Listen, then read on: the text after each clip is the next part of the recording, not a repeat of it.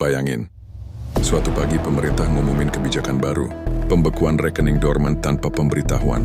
Rekening yang gak aktif dalam jangka waktu tertentu dibekukan otomatis. Di saat yang sama, gerakan pemarikan uang massal di sosmed mulai viral.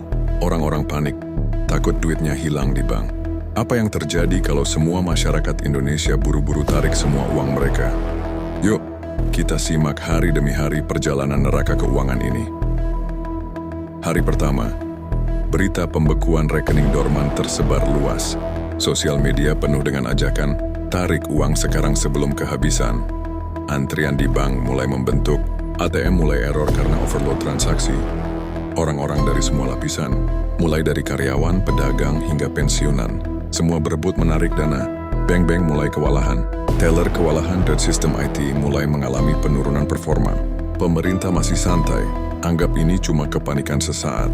Hari kedua, server bank mulai crash karena lonjakan transaksi. ATM banyak yang macet, uang tunai mulai menipis di mesin. Beberapa bank besar membatasi penarikan tunai harian. Panic buying terjadi di pasar-pasar. Orang mulai belanja berlebihan karena takut harga akan naik drastis.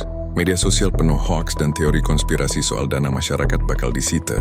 Bank mulai mengeluarkan peringatan. Tapi nggak banyak yang percaya. Hari ketiga, pedagang kecil mulai kelabakan karena stok menipis dan uang cash terbatas.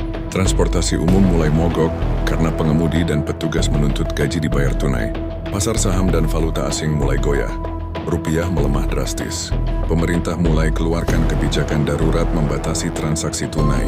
Tapi masyarakat tetap ngotot tarik uang, takut kehilangan aset. Hari keempat, bank-bank yang kekurangan cash mulai tutup sementara. ATM kosong di mana-mana.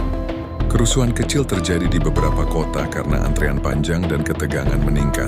Pemerintah mulai kampanye tenang, uang aman di bank. Tapi kepercayaan sudah terkikis. Bisnis besar mulai menunda pembayaran dan investasi. Sosmed makin panas. Hashtag tarik uang massal trending nasional. Hari kelima, pemerintah umumkan pembatasan maksimal penarikan tunai per hari yang ketat. Larangan transaksi elektronik untuk beberapa jenis pembayaran diterapkan untuk menekan lonjakan. Ada laporan penahanan rekening bermasalah. Masyarakat makin curiga.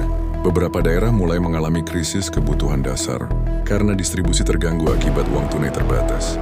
Media mulai mempertanyakan kebijakan pemerintah. Muncul protes di jalanan. Hari ke-6 banyak toko tutup karena nggak bisa bayar supplier. Transportasi lumpuh total. Rumah sakit mulai kesulitan operasional karena dana cair terbatas. Orang-orang mulai panik bawa uang tunai di jalan. Rawan kriminalitas meningkat. Pertengkaran antar keluarga dan tetangga soal uang mulai marak. Pemerintah mulai blokir akses ke media sosial yang menyebarkan kabar bohong terkait bank. Hari ke-7, ekonomi hitam mulai menguasai transaksi sehari-hari. Inflasi meroket. Harga barang kebutuhan pokok naik gila-gilaan. Nilai rupiah anjlok parah. Pinjaman luar negeri sulit didapat. Kebijakan darurat dikeluarkan. Tapi rakyat sudah kehilangan kepercayaan penuh. Aksi unjuk rasa besar-besaran terjadi di kota-kota besar. Semua bertanya-tanya, apa yang akan terjadi besok? Ini bukan sekadar cerita fiksi. Di era digital dan ketidakpastian ekonomi, kepercayaan adalah modal utama sistem keuangan. Satu langkah salah bisa bikin domino yang runtuh dan bikin semua pihak rugi besar. Jadi sebelum ikut gerakan atau panik, tanyakan dulu, apa dampak jangka panjangnya? Kalau lo jadi pemerintah, apa yang bakal lo lakukan untuk meredam krisis kayak gini? Tulis pendapat lo di komentar. Dan jangan lupa subscribe biar gak ketinggalan cerita distopia berikutnya.